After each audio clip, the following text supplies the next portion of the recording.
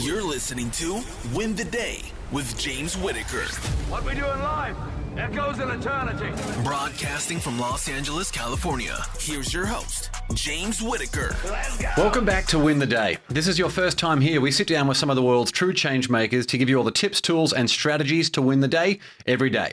The quote for this episode comes from management expert Peter Drucker and says, "The best way to predict the future is to create it. The best way to predict the future is to create it." And our guest today did a hell of a job of creating a future that has now completely transformed the health industry. Kurt Seidensticker is founder and CEO of collagen-based wellness company Vital Proteins. In addition to being a former NASA Aerospace Engineer, Kurt has more than 2 decades of experience as an entrepreneur and has successfully grown a number of digital-first companies. As a passionate runner, Kurt had a huge light bulb moment when knee discomfort threatened to put him on the sidelines. Kurt vowed to find a solution, and his research led him to understand the benefits of ingestible collagen that has been linked to healthy hair, skin, nails, and joints. Since 2013, Vital Proteins has been empowering others to find wellness and recently enlisted Jennifer Aniston as its Chief Creative Officer. Kurt's passion for health and fitness and his ambition to help others live fuller, more vibrant lives became the core of the Vital Proteins brand and ultimately the company's mission. Long story short, we're very lucky to have him here with us today. In this episode, we're going to talk with Kurt about how his aerospace engineering background taught him to solve complex problems, the most important steps that gave his company massive traction from day one, what he did to recruit personalities like Jennifer Aniston to the brand, and how he built Vital Protein into a billion-dollar company within 6 years. You're going to love this one.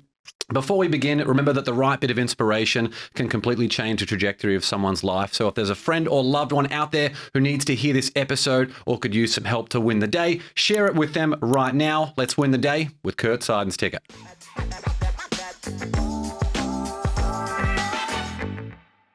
Kurt, great to see you, my friend. Thanks for coming on the Win the Day show. Yeah, James, thanks for having me. So great to have you here. I mean, you've had such an incredible journey and there's so many lessons to dive into. To kick things off, what was the mindset around entrepreneurship in your household growing up?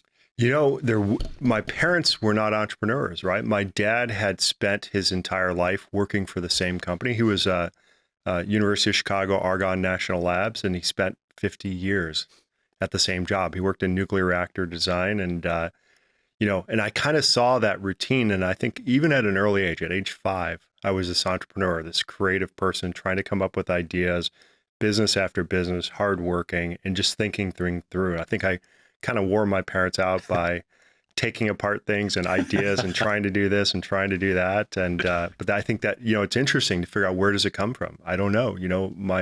My family was not entrepreneurial, but it just was within me from the day I was born, I think. Yeah, your ability to solve problems is great. And I mean, with what's happened in COVID the last 2 years, the one thing that the world is not going to be short of is problems that need solving. Correct. Yeah. And I knew that all along, right? I from as I was growing up, my dad was an engineer. So I think that problem solving thing was probably part of my innate nature. I do remember disassembling vacuum cleaners, disassembling toasters, disassembling every single machine my parents owned and getting bored after I disassembled it and not putting it back together. And so that engineer in me about solving problems and trying to figure out how things worked was something I pretty much spent all my free time on. And after high school, you went and studied aerospace engineering at university. What was it that attracted you to that field in particular? I grew up in the 70s, and that was like the space race, trying to get to the moon and develop the space shuttle program. And several things happened during that time. One was, in high school, I was playing with model rockets and I'd build these like pre-made kits, and then I'd build something bigger, and then I'd buy something bigger. And then pretty soon I ran out of what you could actually buy legally. So I would I went to the university in our town, and I read some research on how to build rockets and how to build solid rocket motor fuel. And one afternoon I decided at my house in the kitchen, I think I was 16 years old, I decided to try to make rocket fuel in the kitchen, in the oven. And I happened to do it right at 6 p.m. when my dad got home. And my dad exploded. The rocket fuel didn't. But you know what my dad did at the time is my mom and dad decided, let's take him to see a space shuttle launch. Yeah. They took me down to Florida. I saw that. I think it was the 5th space shuttle flight. mesmerized by it. Came back, talked to my physics professor, told him this is what I want to do. He got me enrolled into a college class in astrophysics ahead of going to school. And so I kind of set out on this course to be, an astronaut, to learn how to fly the space shuttle. But I also knew underlying, I had this entrepreneurial drive, and I knew if I went into this field, choosing probably one of the most challenging engineering degrees, that it would give me the basis for solving problems in the future. So eventually I could get back to this entrepreneurial lifestyle. So cool. And the difference then about doing the research is physically books. Like if you're going to the library, you're opening books to learn about this type of thing. Very different to what people can access with their phones these days. Yeah. You didn't have anything, right? You had it back then. We didn't have the internet, right? We had to research things and work with the librarian. And she's like, why do you want to read about, petrochloride for rocket fuel? Yeah, people don't ask for these books very often. Yeah. You went on to work at NASA doing some very cool things like teaching astronauts how to fly a space shuttle. What was the most interesting thing that you learned from doing all your work in aerospace engineering? It was a very cool experience, right? I think probably one of the most interesting time is I was always, since I was this problem solver, even NASA kind of recognized that. They put me on special projects, and they're having a challenge with one of the ways that they flew the space shuttle. So I got turned loose in a space shuttle, and it took me 2 years for training to learn how to fly it. And then my goal was to figure out new ways to fly it and teach the astronauts how to fly it. So I think that new creative thought process of what we could do differently and stuff. And I remember one night being with a chief astronaut. We were in the flight simulator, I think it was Saturday night, at midnight. And I think I'm 26 years old. I know this stuff like the back of my hand. I'm walking him through how to fly it. I show him how to fly it. I said, okay, you do that. And he's flying it. And, this is the guy that's run the Apollo space program. And he's flying. I'm like, oh, you're too heavy on the stick. You're going to run out of fuel. And he looks at me and he goes, who are you to tell me how to fly this thing? And then halfway through it, the alarms are going off, we're out of fuel. And I go, so let's try it my way. But just having that experience to be creative in that environment, and in such a rigid environment at NASA where it's so procedurally oriented, that I had the opportunity to be kind of a pioneer and create new ways to fly the space shuttle was really, really kind of put me on that track of being an innovator. So yeah, what a unique experience. So these flight simulators, they're designed to obviously simulate all the things that can go wrong and things that go right, but that is only as good as the people who are programming these things to begin with. Is that right? Yeah. So what you end up doing is that you're in a full mock-up of the space shuttle, right? You're climbing into the cockpit. You've got simulators outside the windows to make it look like it's real.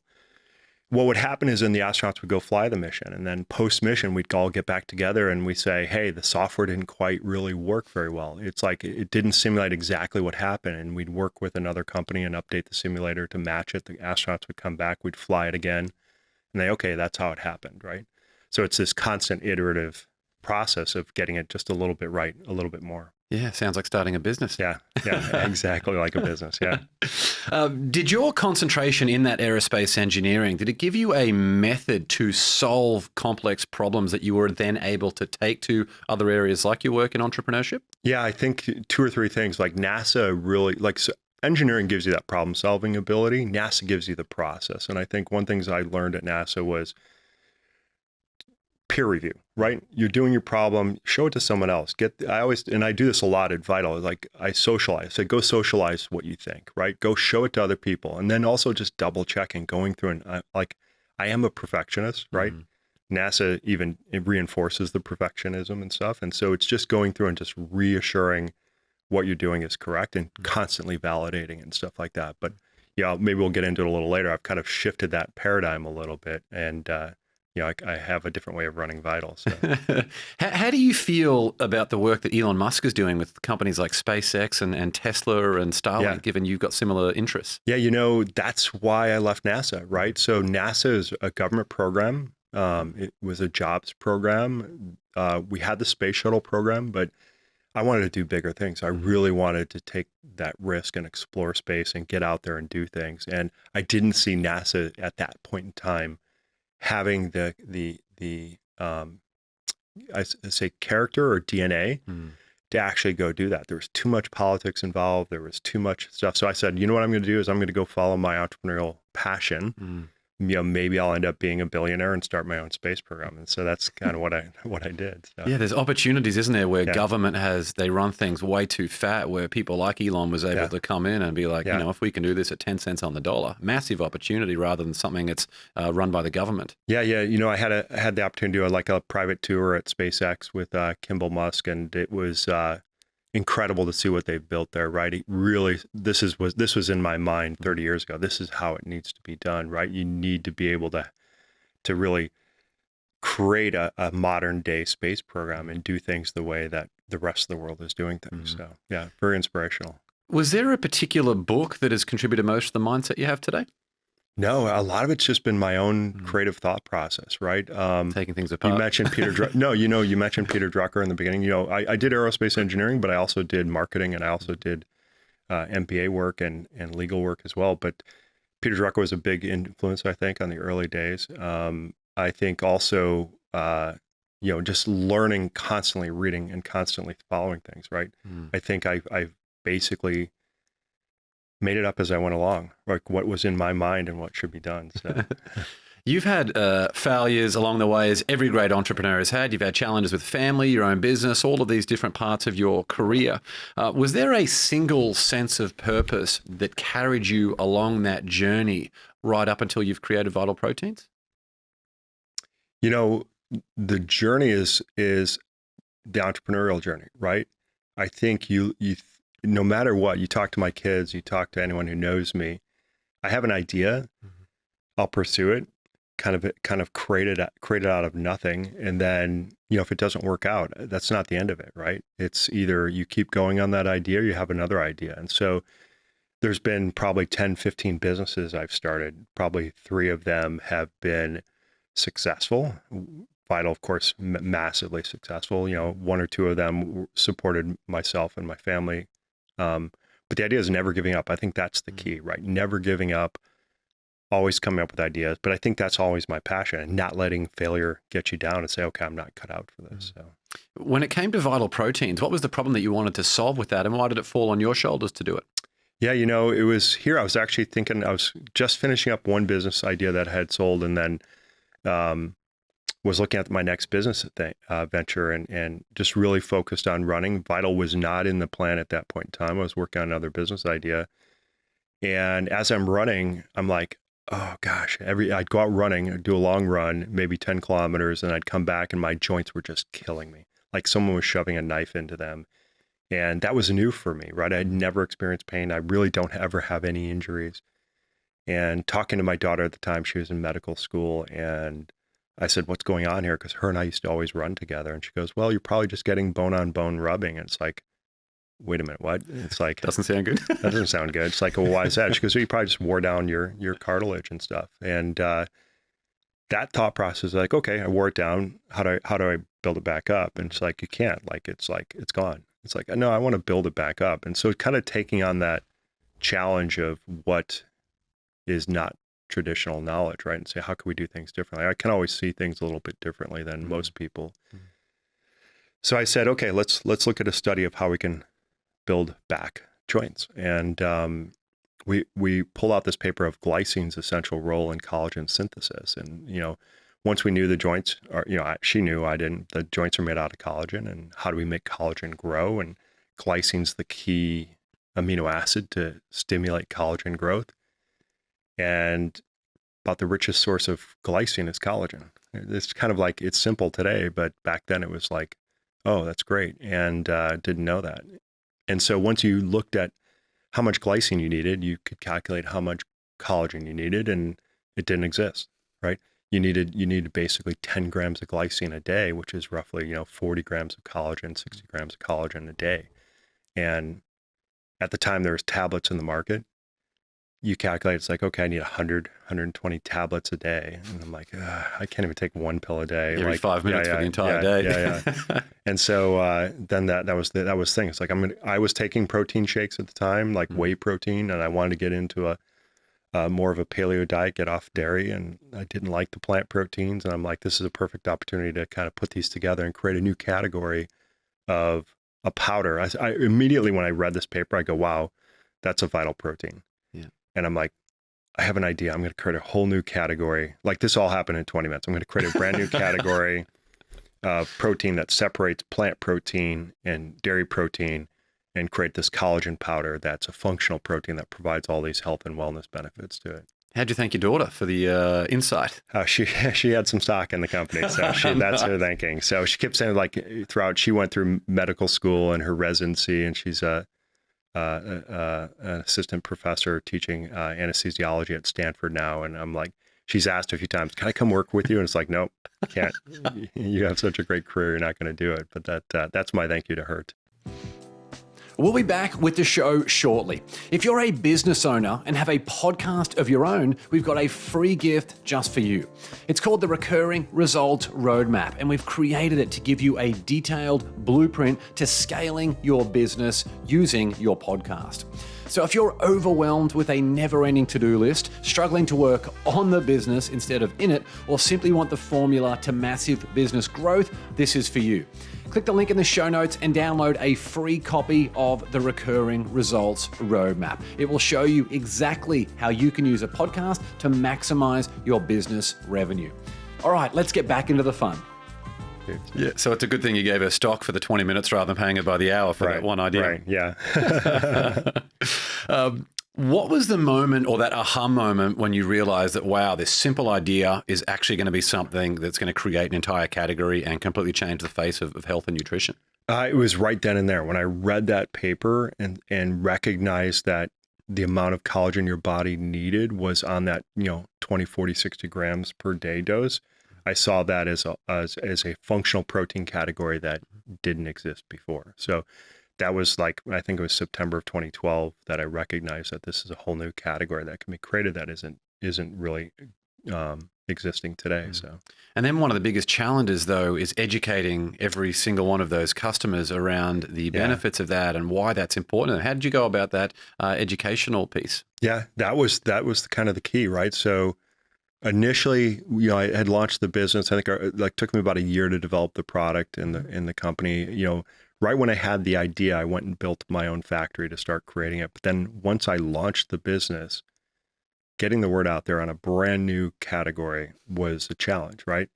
And I didn't know how to do it. I was thinking back then, Google AdWords, right? You cannot educate people on Google AdWords. It's just, you got 150, it's almost like a tweet. You got 150 characters or something like that. And I was just standing in line at Whole Foods, and I was seeing this magazine, Paleo Magazine, which was advertising this trade show, PaleoFX, in April of 2014.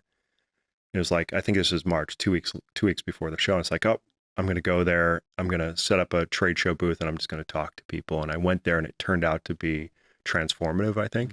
People say trade shows are dead. They're not. What's great about them is back then, you would go out there and start conversing with people and educating people face to face. And that turned out to be the pivotal point for Vital, because I think the very first person I talked to was Melissa Hartwig with Whole30, right? Her and I talked for hours on end. I talked to the Wellness Mama, Mark Sissa, and a few other people, and just spending hours, 4 days, 12 hours a day, a little long for the trade show there. I talked to hundreds of people and told them my story and my idea.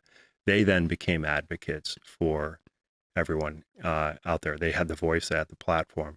And what I realized right then and there, the company started taking off. And I said, okay, I'm going to start doing this more often. And I think that year, 2014, I did like 30 of those events. And then the next year I did 50, and then the next year 100, right? So just constantly being out there. And so I was on the road all the time the first few years. And then we eventually scaled it, right? The company scaled it. I think 2019 pre-pandemic, we did 10,000 events. And it was this face-to-face, authentic relationship with the consumer and with advocates for the brand too.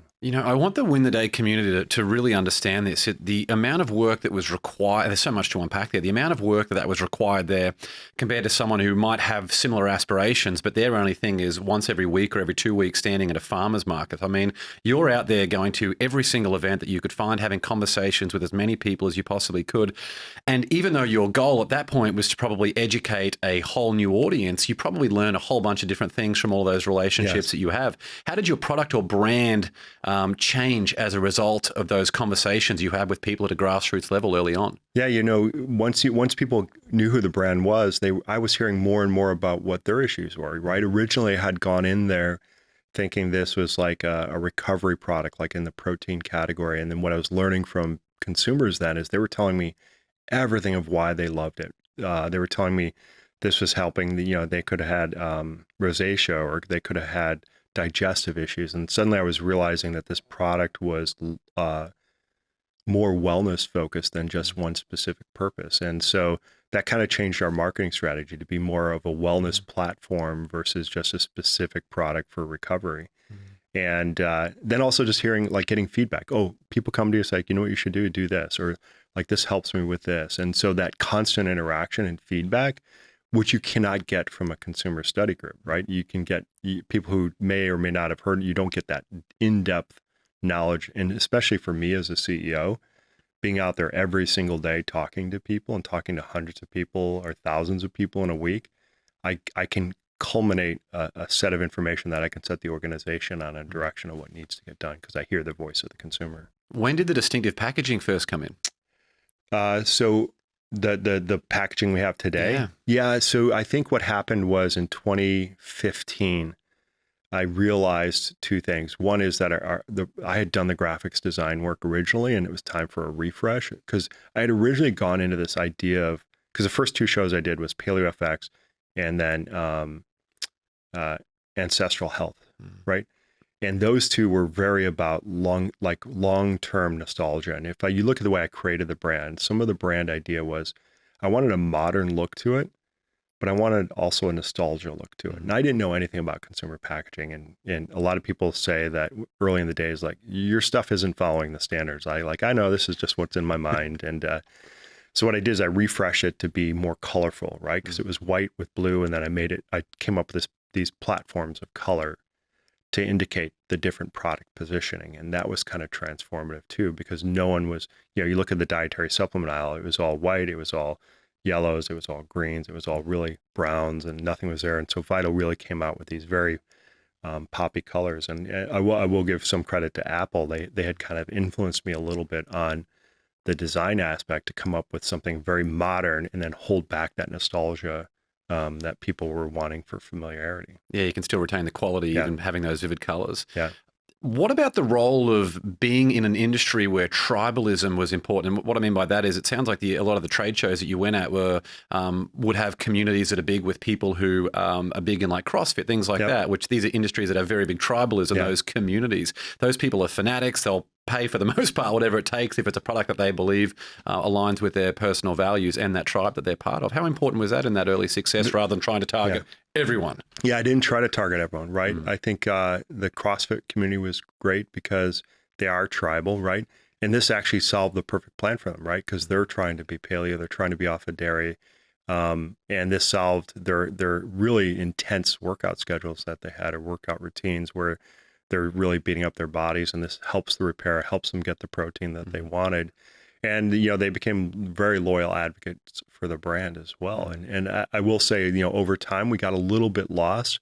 I think we kind of, when we realized like a lot of our consumers were women, they were taking it for beauty benefits, we kind of leaned in that direction a little too far.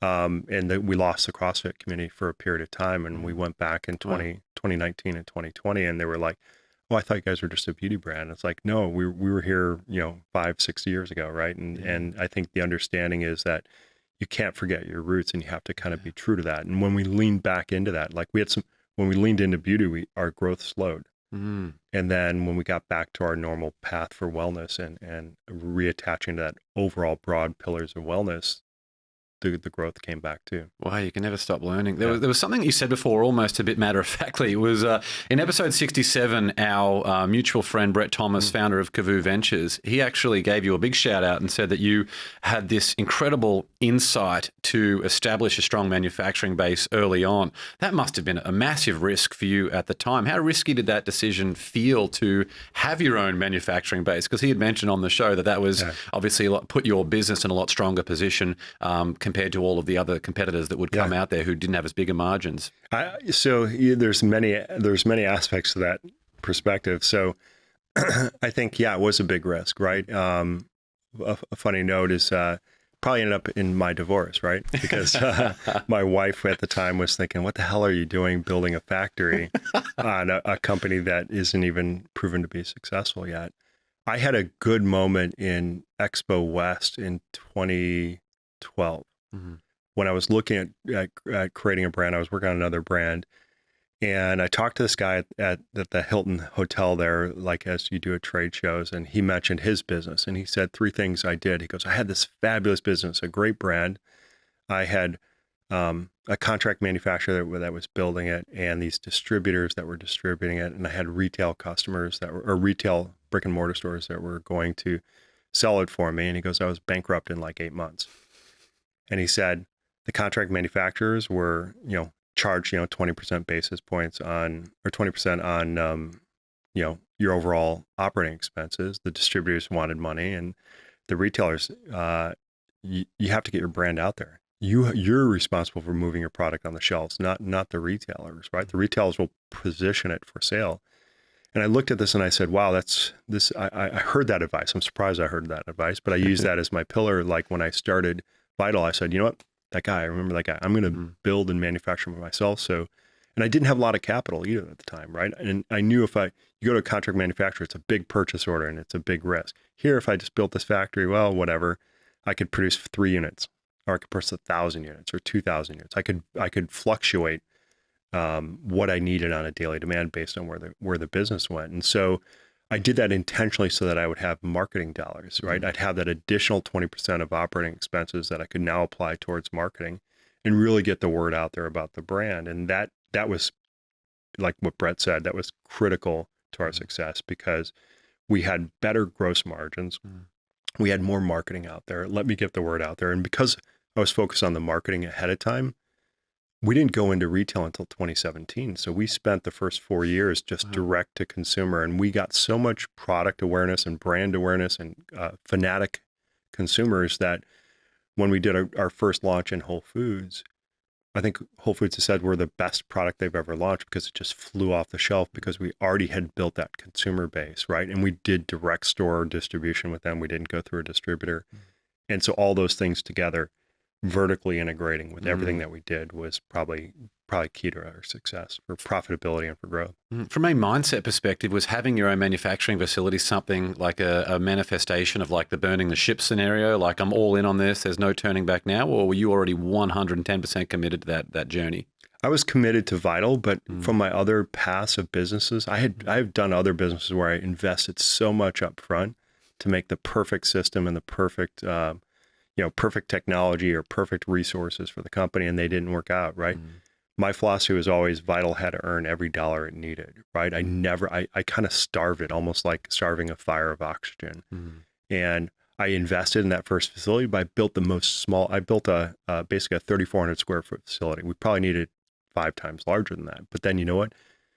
Probably 12 months later, we'd outgrown it, but we had enough cash to go into a 15,000 square foot facility, but that wasn't big enough. But it lasted for 15 months. And then we went into a 40,000 square foot, then 80. Now we're in like close to 500,000 square feet. So I kind of starved the company of its resources. I probably should have overinvested a little bit at that point in time, but I still was in that mentality of it's got to earn every dime it needs. So yeah, it's that scarcity that actually made Apple so great because they had to succeed on the limited resources they had. And Barbara Corcoran from Shark Tank, when I interviewed her, she had said to me that money earned, through a lot of sweat, the sweat equity and all the hard work you put into it is money that you don't lose so fast. Yeah. So it sounds like that was actually a big asset for the company at the time. Yeah. I think if I did it again, I would do it the same way, right? Yeah. It has to earn every dime. I think maybe I'd overinvest in people ahead of the curve, and underinvest on the infrastructure behind the curve. Yeah. You recently brought Jennifer Aniston on board with the company, which is an amazing win. How did you establish that partnership to begin with, and what are the things you're hoping she brings to the table? Yeah, it's kind of a long-standing partnership with Jennifer. She, casually I had met her years ago, didn't really have an interaction with her about the brand. She had actually, I think in 2016, just started talking about the brand. And what I know now is that in 2014, like one of these trade shows I went to, one of these health and wellness and symposiums, I was talking to doctors and educating them. One of her doctors was there and learned about it and told her about the product in 2014. And so she started taking the product then.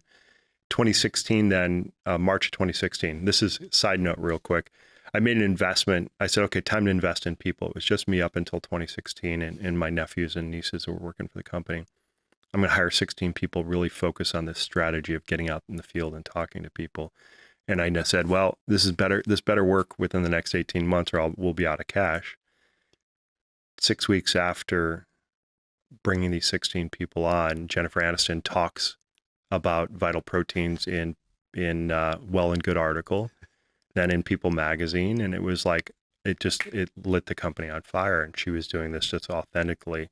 And then I reached out to her. I reached out to her and her manager, and I said, hey, what about doing a partnership here? And we worked together. And it had kind of like, I think her mom had died the day I was going to present it. And so we kind of put that on the back burner. And I reapproached it in 2018 with them and talked a little bit more, and then got serious about it in 2019. And that's, I think in July of 2019, I just started, let's do this. Let's actually go ahead and create this partnership. And so just meeting with them for 3 or 4 months to really craft out what we're going to do together. So cool. So much of success seems to be about being able to make your individual mission a shared mission with as many people as possible. So you're not inviting them in, you're not inviting Jennifer into your mission, you're inviting her into her mission that you've got together. It's cool. Yeah. She's on such a wellness journey herself, and she's a great ambassador for the brand because I think she embodies wellness throughout her entire life, and just kind of sharing in that journey with her. And she resonates so well with just about every demographic globally. And so it was a great partnership. What's next for the brand that you're most excited about? I think global expansion, right? So we've gotten full store distribution here in the United States here over the past 2 years, and it's really increasing household penetration in the United States and then expanding globally. We've spent last year expanding into about 35 different countries, getting regulatory approval, getting products, getting manufacturing set up there. And we had a really good year last year internationally. This year is going to be phenomenal because now we have full capabilities in these 35 countries. So I'm really excited about bringing wellness to the world there. So is the plan to manufacture all around the world? Is that right? Yeah, depending on how we do it. So right now we're manufacturing in the US for Asia. We're manufacturing in Europe for Europe. And we're doing some co-manufacturing down in South America. So. Is there a particularly dark day that stands out for you on this journey that you've had? I know it's been a lot of highs and I'm sure a bunch of lows as well. Is there one particular day where you were like, wow, I just can't believe that this has happened, or you really felt like the company might have gone under? Yeah, there was a time, I think in 2018, remember I was underinvesting in infrastructure. So we didn't have an ERP system. We didn't have an inventory or financial system. Everything was done in Google Sheets, right? And I became, and some of our finance people became experts in linking sheets together and trying to keep up with what we really had. And we had our supply chain team, one person on there who's not with the company anymore, but there's no checks and balances. And just when you're growing, we were growing probably 2 to 4% week over week. We were growing 250% year over year, and at a $40 or $80 million a year clip rate. And so growing at that rate, and this is where my aerospace engineering skills were great. I could do predictive analytics. I could do really good predictions on where we needed to. But as the company scaled, I no longer had any time to do all that. I used to do it every Sunday night, plan out our manufacturing schedule, plan out our purchasing. And suddenly I had no more bandwidth in my time as CEO. And so I had hired someone to do that. Probably months into that, without proper supervision on our team's part, way over ordered inventory. And we had probably had $30-40 million in cash at the time. Suddenly what happened is we found ourselves with $80 million in inventory, no cash left, probably $60 million in debt, pretty much near insolvency, on a company with huge gross margins, fast growth. And, we were in a position that was just dire straits within a matter of weeks of going bankrupt. And we were able to put additional financing in place to kind of get through that. Hindsight is, going into the pandemic, we had so much inventory that we never ran out of stock. And so we were able to really, and our business doubled. We're actually, I'm trying to think, we're about 4 times larger today than we were at the start of the pandemic.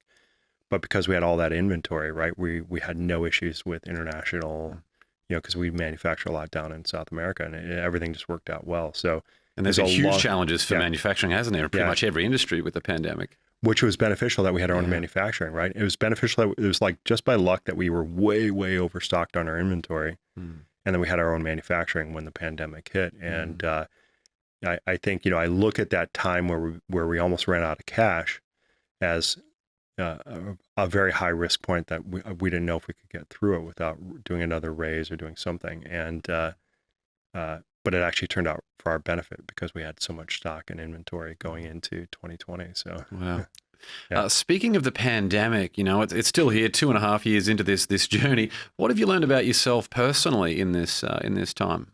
For me, it's more focused on wellness. I think everyone has looked at their wellness and their longevity and thinking how important that is.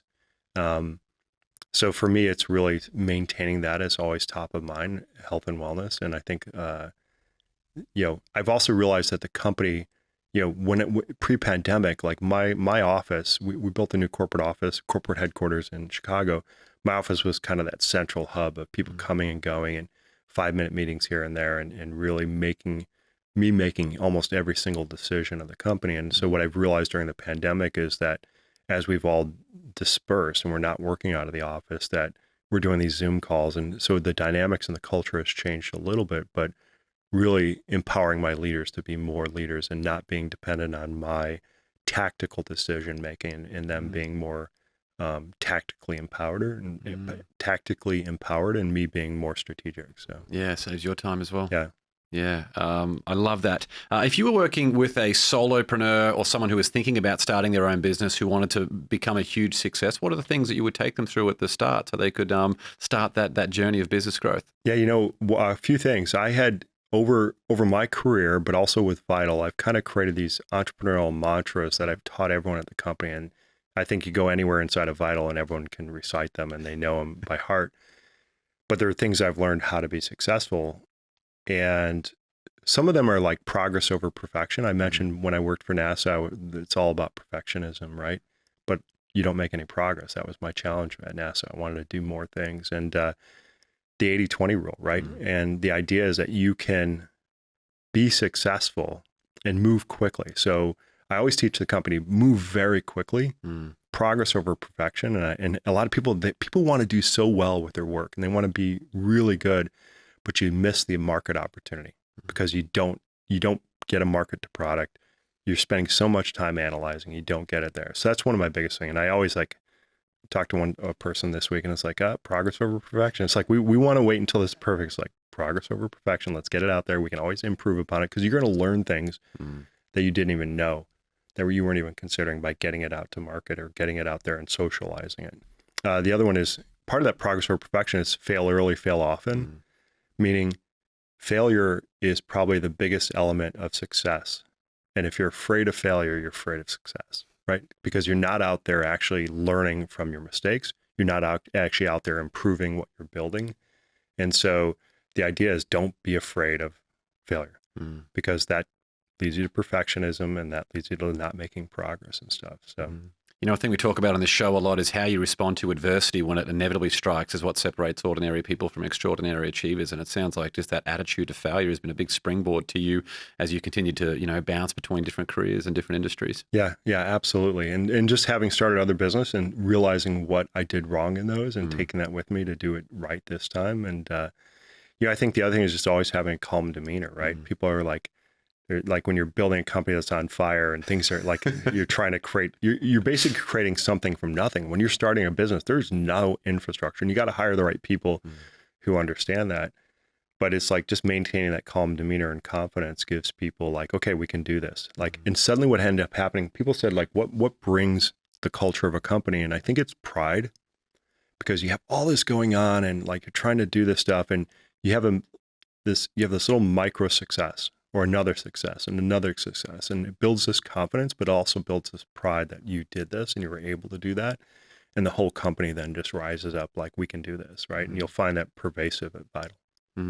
How often do you define and redefine what success is to you personally and professionally?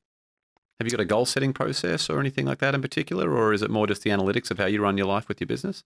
Yeah, I'm in that journey right now, so I'm trying to discover that out. Right, is vital.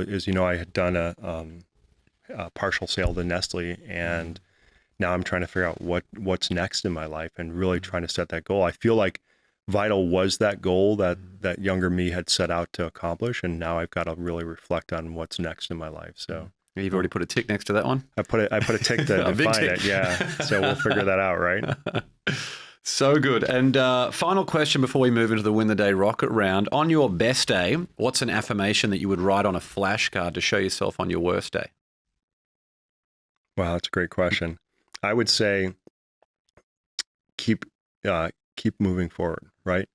Because it's good for both good days and bad days, right? Because a good day is like, yeah, you feel like you're making progress. On a bad day, it's like coaching you, right?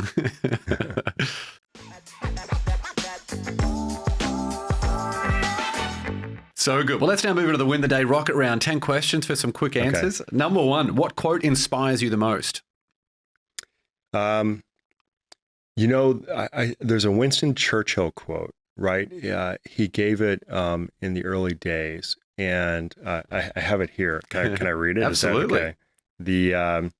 And this is probably one of the biggest things I learned from Vital. Mm-hmm. It was he gave it like before the United States entered the war. But it's like, and by the way, I love France. I spent a lot of time in France. But it says, "We shall go on to the end. We shall fight in France. We shall fight on the seas and oceans. We shall fight with growing confidence and growing strength in the air.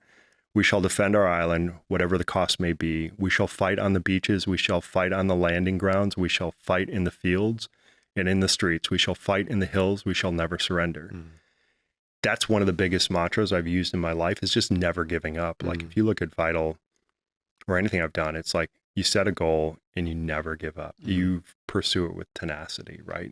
And that's been kind of like my mantra in my life. So yeah, it's a great quote. Dr. Michael Gervais on the show spoke about a successful life is not sliding into home base without, looking perfectly. Yeah. It's sliding into home base, having the bruises and the scratches, knowing that you have given your best and that you didn't give up. So I think that quote is absolutely perfect. Yep. Number two, morning coffee or evening wine? Probably both in moderation, right? I tend to like coffee for the routine, not for the stimulant, and same probably with the wine. I try to go with coffee maybe 6 months out of the year, so I cycle on it, and then also with wine, right? It's to me, sleep is the most important. Yeah, and when you're in Australia and New Zealand, you'll get very good coffee there. Trust me on that. All right. Number three, what's one bit of advice you would give your 18-year-old self? If I look back at 18-year-old me, this is what he had dreamed of. So I would just say, stay the course, right? I knew what I wanted to do back then, and I think I've followed that path, and just giving him a little bit more confidence to say, stay the course. Oh, I love that. Number four, what book do you gift the most? Probably three. I mean, if you think about it, like I like to really raise people. We do this thing at Vital called Founders Day, and we brought in Matt Walker and Rich Diviney, and Matt's book is on sleep, and Rich is on attributes, and also is Rich the Navy SEAL? Yeah, the Navy SEAL. Yeah, and then also I'm going to pitch two more here. Angela Duckworth, Grit. Love that book. Great book. And Brene Brown, probably Rising Strong. I like that book a lot. So yeah, Brene Brown's fantastic. Number five, was there a vulnerability? Yeah, speaking of Brene Brown, was there a vulnerability you once hid within that became your superpower? I think the vulnerability I had. So when I started Vital, right, a lot of bad things were going on in my life. Right, I had lost my dad. He died right as I was starting Vital. My dog had died, and I was going through divorce, and my kids were going off to college. So I felt, for the first time in my life, kind of alone. And what I ended up doing is, as I built the company and as I talked to influencers and people, I was open about it, right? And I said, you guys are my family now. And building the culture in Vital is family, and building our relationships with our influencers, even back then, 2014, 2015, friends and family. And that's the culture that the company developed up. And it came from that vulnerability of me, of like being uncertain about what my future was, and the connection and family I had. Gee, it gives me chills thinking about that. It's like when we resist things, that's when we feel the worst about it, particularly when it comes to mental health. Sometimes if we lean into those feelings and open up and share that with other people, it sounds like it's been a huge thing for you. That's great. Thank you for sharing that. Number 6, what's one thing you've learned about failure? Fail early, fail often. I know you mentioned before. Yeah, it's the biggest education, right? People look at like younger entrepreneurs, they look at business as a path of success, right? I tell everyone, business let me say this right. So business is solving problems. Problems are things that are not working right. Things that are not working right are failure, right? Business is failure. That's what it is. And all you're doing is you're solving the problem every day. And so the biggest thing I tell people is like, people get discouraged by things not working right. It's like, guess what? This is business. This is the fun part. Let's make things work, right? So that's why I always say fail early, fail often. Yeah, joy in finding the problem and understanding the problem. Yeah. Number 7, if you could sit on a park bench and have a conversation with someone alive or dead, who would it be? Probably my dad, right? Because he was dying right as I was developing the product. And, some of the things he had said, I'd mentioned earlier that he had spent 50 years at one organization, before he died, it's like, I wish I would have done what you did, right? And now to have shown him this and have that conversation with him, I can always feel there's he and I were diehard Cubs fan. When he died, he said he'd send me a message, and the Cubs started taking Vital Proteins in 2016. Wow. They won the World Series, and they came back and thanked us for us. We've become like long-term partners, got a World Series ring out of it. And, I think that's the message he was sending me, and I think that conversation would be great. From the little boy who was taking apart vacuum cleaners and toasters to that. Sorry, Dad. Number 8, what tool or resource best helps you run your life or your business? My Whoop strap, calling out Whoop and Allie there, but I live off of this thing, and because I think sleep is so important, that's why at Founders Day we brought Matt Walker in, and the idea is that if you don't have adequate sleep, your brain's not functioning well, you don't have the energy levels to take on the day. Yeah, so true. Number 9, share one thing on your bucket list. I want to do an expedition like to Svalbard or to Antarctica. So that's kind of my plan this year, maybe. Number 10, final question. What's one thing you do to win the day? Sleep. Yep. Make sure I get the sleep to start the day fresh. Sleep is becoming more and more of a common answer on this show. So if you're not sleeping well, make sure you get some more sleep. It's a function. If you don't sleep, you don't eat well. If you don't sleep well, you don't work out well, and you don't think well. It's the key to everything. Right? It can be irritable, bad for relationships, bad for health, bad for motivation, all those things. There are a bunch of ways to connect with Vital Proteins. Check them out on all the socials and visit their website, vitalproteins.com. Their products are available everywhere, and Australia coming hopefully very, very soon. And you can also connect with Kurt on Instagram at justbeingkurt. Again, all of that and more will be linked in the show notes. Kurt, what a fantastic time having you on the show. Thanks for being here. Great being here. I enjoyed our conversation. So thanks, James. I hope you enjoyed that interview. As you heard, our guests love to hear positive feedback no matter where they're at in their careers. So share a comment on the YouTube version of this episode with your favorite takeaway so our guests know they made a difference in your life today.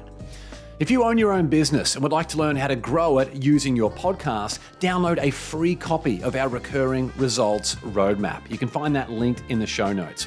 And if you're new to the Win the Day show, hit the subscribe button so you can get access to episodes like this one as soon as they are released. We're available on Apple Podcasts, Spotify, YouTube, and wherever you listen to podcasts.